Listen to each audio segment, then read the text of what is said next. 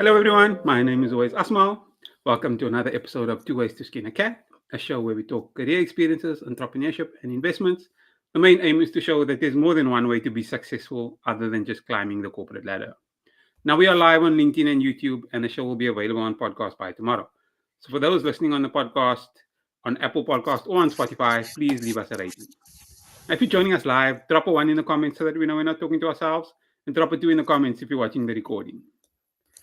My guest for this week is Grant Hughes. He's a Chief Information Security Officer. He has a master's in technology and such a long list of certifications and accreditations that I can't list them all here because that will take up the whole show. He's also responsible for information technology at large corporates, and he's been responsible for quite a few. So, Grant, thanks so much for joining me today. Tooways, no, thank you for having me. Happy to be here with you today. Let's jump straight in. Tell us your story. Where do you come from? And even outside of work, who is Grant Hughes? Give us the backstory. Look, so outside of work, I'm a father of two. Got a very young family. One would say a daughter that's 3 and a boy that's 6. Been married for about 9 years, and historically always been from Cape Town. Actually grew up in a place called Delft. Then spent a big part of my life in Belgium, and for the last couple of years been in Kelsdorp. My journey with technology really started, when I finished school, I had to decide which way to go.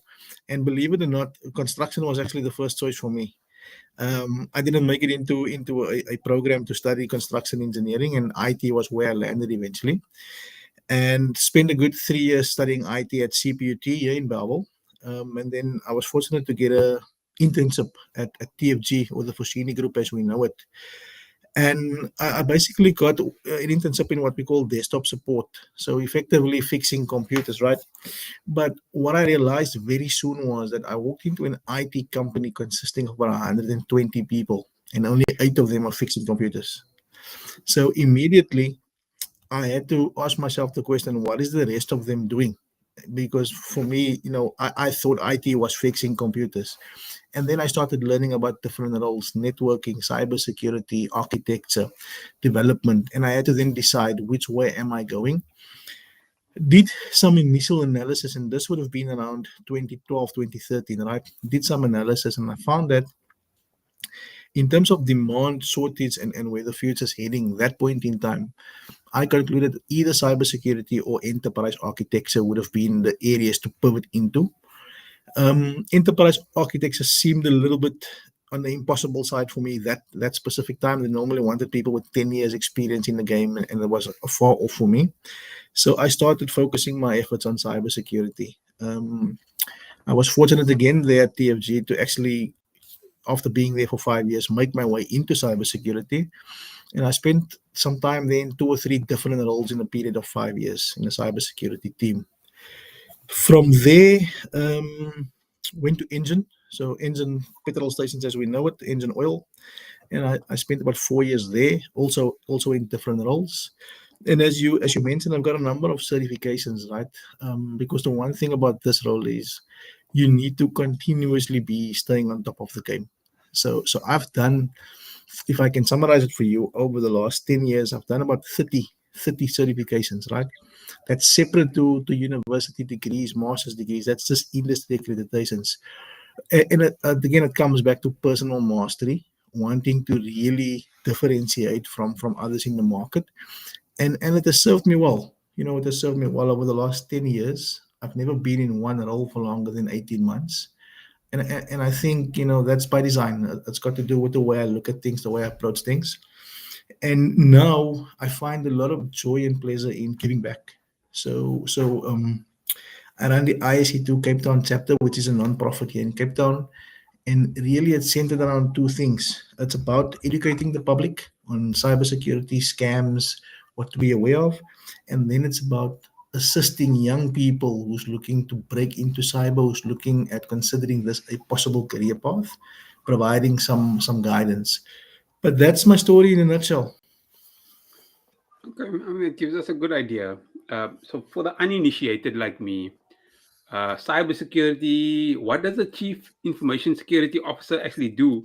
Because the us plebs will say, okay, we've got an antivirus, Some of us will say, okay, we've got one or two other things, but we don't know much. So help us out there.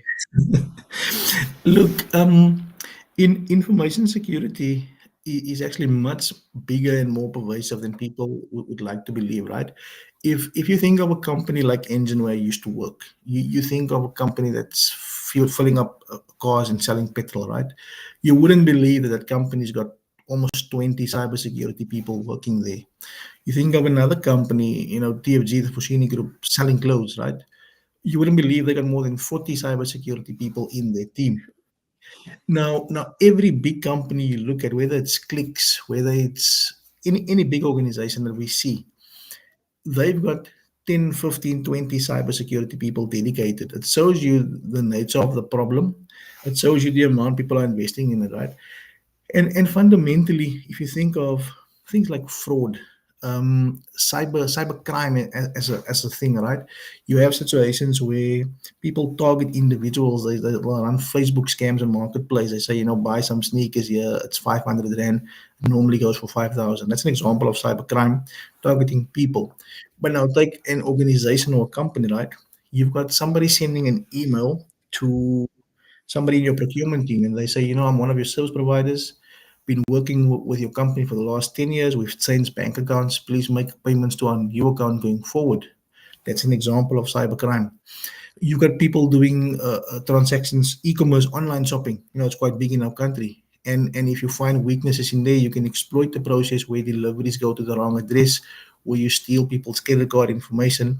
There's so many different things that could go wrong. That all stems back to why cybersecurity is so important. So that's the why cybersecurity, right? In terms of chief information security officer, it's effectively just a management role that runs the program for the organization. Some people call it a chief information security officer. Some people call it head of cyber. Others call it cyber manager. It's just a title that signals the lead or the head of the function, and effectively you manage the team and the people that ensure you protect the organization. Another thing that I do want to add is separate to your cyber crime and your attacks, right? There's also a regulatory element. So there's now laws and acts that mandate organizations do certain things, right? So it's not optional anymore. You actually have to. In South Africa, if you suffer a data breach and you lose people's data, we've got something called POPIA, Protection of Personal Information Act, right? So companies could get fined up to 10 million rand if they are found to be negligent. Now, if you run a South African business but you're servicing European customers, they've got something that's the equivalent of POPIA, but it's a lot more harsher in terms of the penalties, right? They could fine you up to 4% of your annual turnover.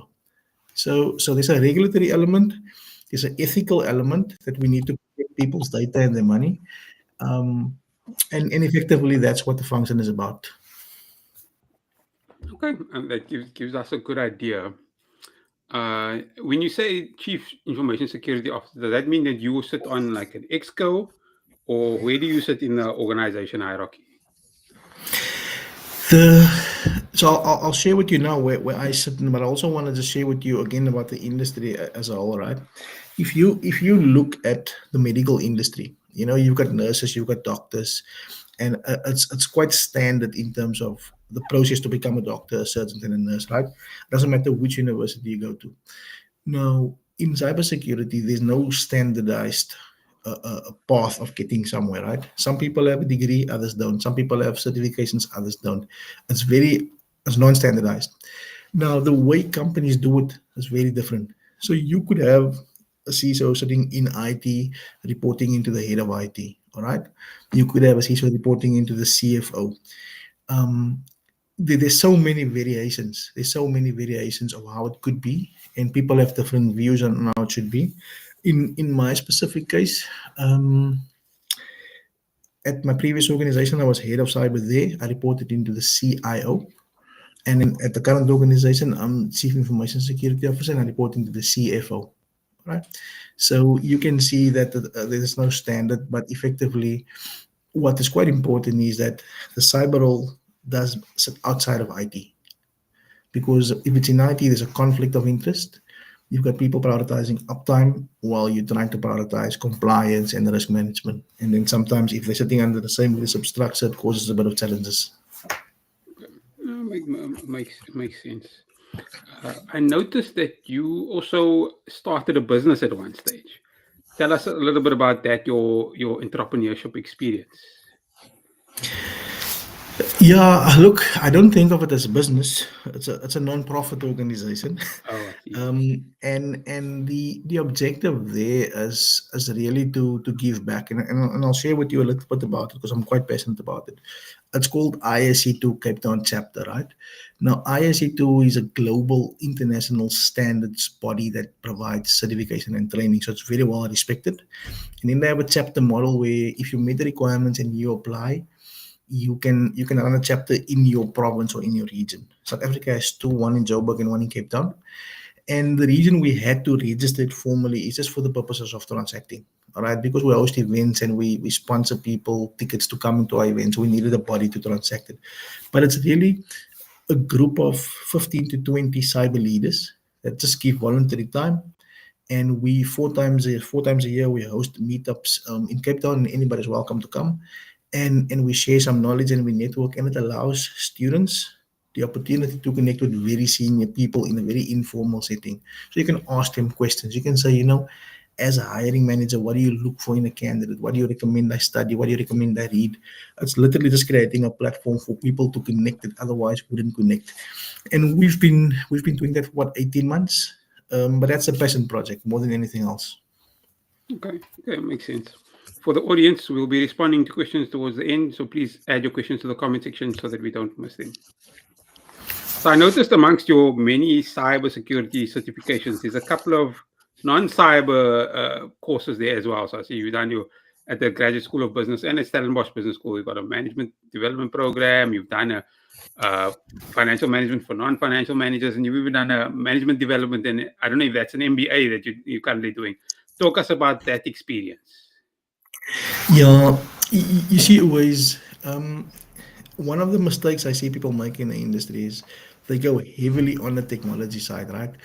But going so deep in cyber technology, you sometimes forget that you are always supporting a bigger organization. All right. So running a cyber function requires you to manage a budget. It requires you to manage people. It requires you to make informed decisions, think strategically, right? So you need to balance your educational journey with your IT cyber things on the one side and your softer skills on the one side and your management capabilities on the other side. So for me, I try and balance it. Communication is the biggest skill that you need. The ability to communicate deeply technical concepts in a way that non-technical people can actually understand it. That's one of the most important skills that I find is lacking in the industry, and it's something that I found for me has been a game changer. I focused a lot on mastering that skill, and I think that differentiates me because I can walk into a boardroom and I can have a conversation with non-cyber people, and they can understand what I'm saying. Okay, makes sense. And now I want to touch on some of these certifications that you've done. Obviously, you've done quite a few. If I were to ask you which five were the most valuable, would you be able to tell us which ones they were and why? Yeah, Obviously, I'm sure they all have contributed somewhat, but I'm keen to hear which ones are the most impactful. yeah. Look, the thing with certifications, and you asked this question, and I just saw a post yesterday on LinkedIn that it almost triggered me in a way, right? Um, and let me share that with you because it does relate to the scenario. The One of the certification bodies, CompTIA, has upped the price from 3,500 to 5,500, and people were quite outraged, saying, it's excluding South Africa from the market, and how could they do this, etc., etc. The average price of a decent cyber certification is about 15,000 rand, 1.5, right? Now, for me, I'm a firm believer that things shouldn't always be super cheap or free, all right? Because for there to be value, you need to put a price to it so that people have to put in a little bit of effort to obtain it. People need to be willing to save for 5 months to get there. It's how you separate people that really want it from people that just took it because I was there. All right. So my view on certifications, number one, is that there needs to be a little bit of grit required to get there. All right. It cannot just be freely available. In terms of the most beneficial ones for me, right? There's one called the CISSP, and they advertise that as the gold standard in the world globally, right? And it will set you back about 15,000 rand. The stats around it is that 2 out of every 3 people that attempted failed it the first time, Sure. and it's extremely difficult. I'll tell you now, it's probably one of the most difficult tests that you will encounter, but it does open a fair amount of doors. Right now, there's roughly 500 people in South Africa that has it. Okay, so it's not widely popular, or a lot of people don't have it, right? That that is it's been a game changer. I'll tell you, when I got that thing within a 2 week period, I got a new role somewhere else. Right, it just opened the door for me. Um, the one thing that I will say on certifications is when people explore doing specific certifications, it's very important that they understand that you get your when your objective is to learn. Okay, you have resources, you've got podcasts, you have books, you have YouTube, you have labs, and you have various things where you learn, right? When you're doing certifications, your objective is different. Now you're trying to prove something. You're trying to demonstrate to an employee to meet a requirement. You want to make sure your CV stands out. That's why you go through the effort of paying a fee, writing an exam, because you want to demonstrate something. If you just wanted to learn, you could buy the material and learn. All right. So it is very important that when we do a certification, that we look at how well is it recognized in the market. You can't be doing a course that no job is asking for. What's the point of putting it on your CV? All right. So I find that sometimes people are expecting, the learning and the marketability to be in one, and it's not the case, right? You get very, very good resources where you learn tremendous valuable skills, but no one is asking for them when it's coming to job applications. So it's important that you structure your mind accordingly to say, what is my objectives? um, I don't want to list too many different types of certifications. The CISSP is the gold standard. But if anybody just Googles like the top 5 or the top 10 most recognized certifications in 2025, you will see it doesn't matter to which website you go. The list is more or less consistent. Okay. You mentioned there's only 500 people in South Africa. Does that mean that cybersecurity as a career is just not that well publicized in the country, or there's a shortage? What's the issue? No, not at all. Not at all. Let me clarify. I'm saying there's roughly 500 people that hold the CISSP. That's a very, very specific credential, and it's very expensive. If you're looking at a price point of 15,000 Rand, a lot of companies are not sponsoring that, and a lot of people outright cannot afford that. And now you're looking at a high failure rate as well. You're looking at 2 out of every 3 people failing it on the first attempt. That means that they're like not going back to try it again. The problem in the market is the following, right? There's a lot of jobs, all right? And there's a lot of people that want the jobs, but the requirements is structured in such a way that it's becoming difficult for those who's willing to meet the requirements. The requirements are, I want somebody with 5 years experience.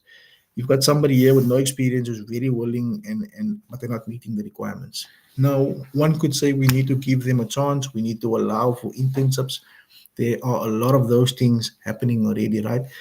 There's an academy in Stellenbosch called the Mido Academy. They're doing phenomenal work. They take students from disadvantaged areas, they take them through a 10-month skills program, and they then introduce them into the market, right?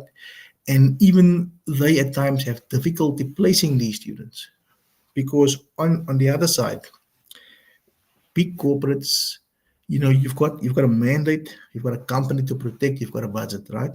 As much as you want to take juniors with no experience into your environment, is not always that easy, because the cyber team forms part of a bigger organization, right? There's company-wide HR policies that apply. So you can't be starting your own academy in a cyber team that goes against what the company has mandated.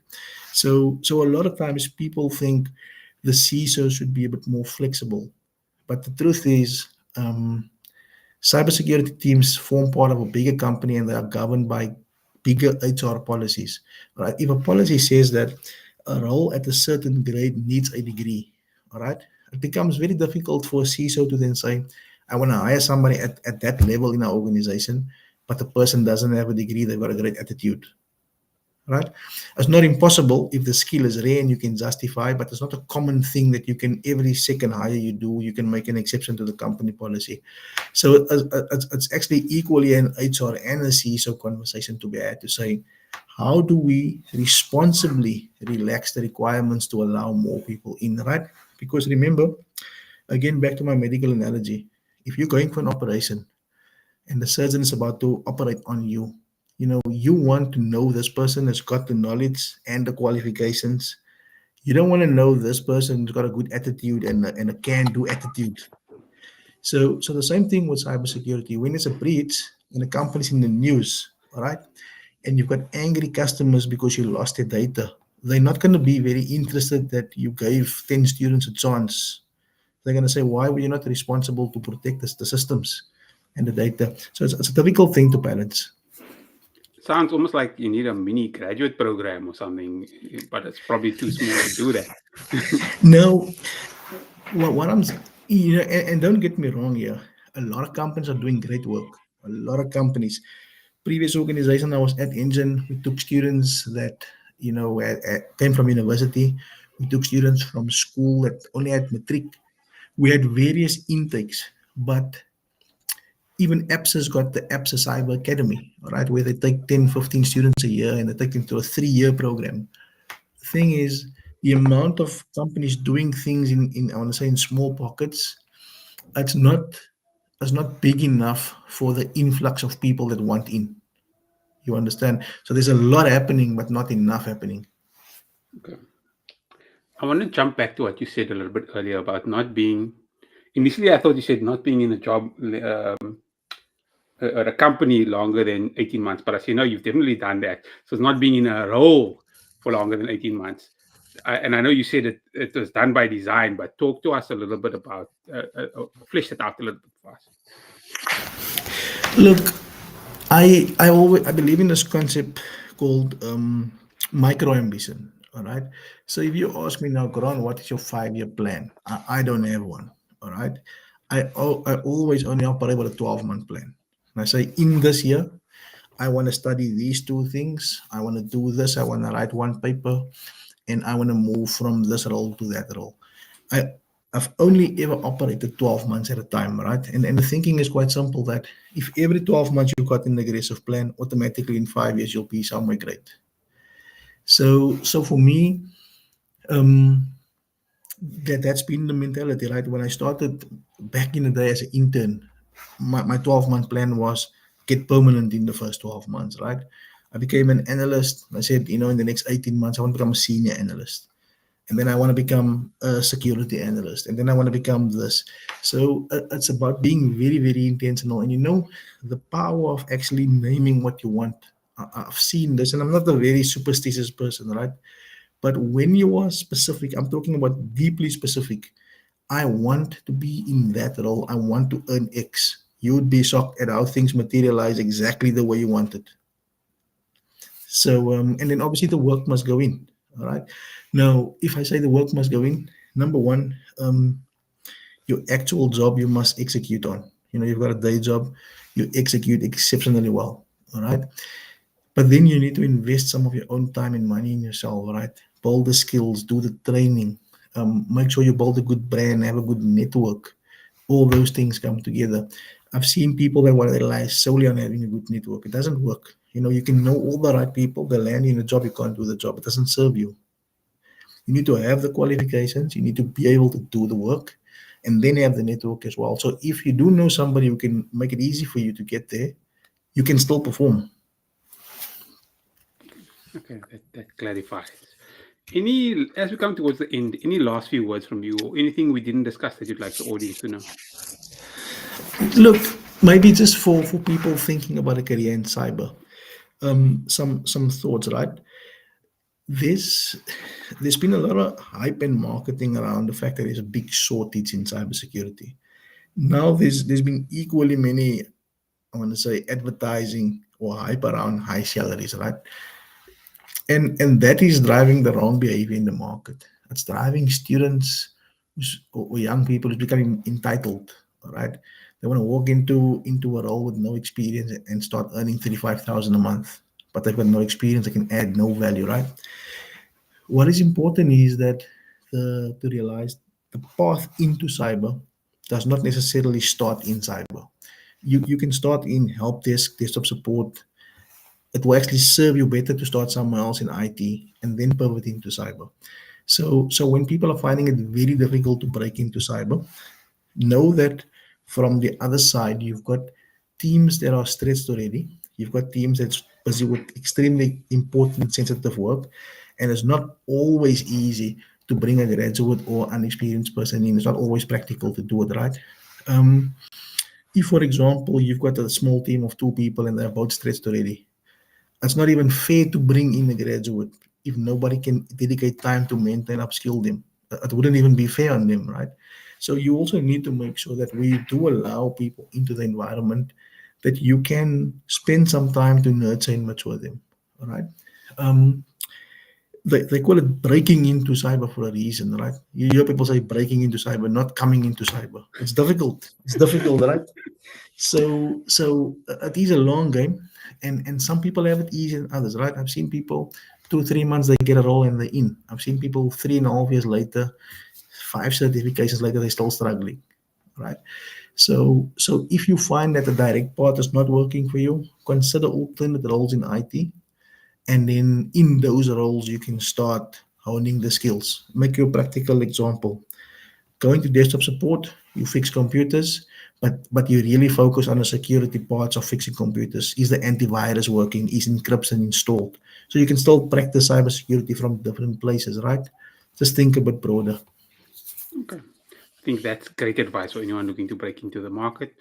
And it's a good way to end. The show has been live on YouTube and should be available on a podcast by tomorrow. If you're watching on YouTube or listening on the podcast and you feel that it's added value, don't forget to like, subscribe, and click on that notification bell to get automatically notified when the next episode comes out. Grant, thank you so much for sharing your story and your wisdom with us. Now, you're most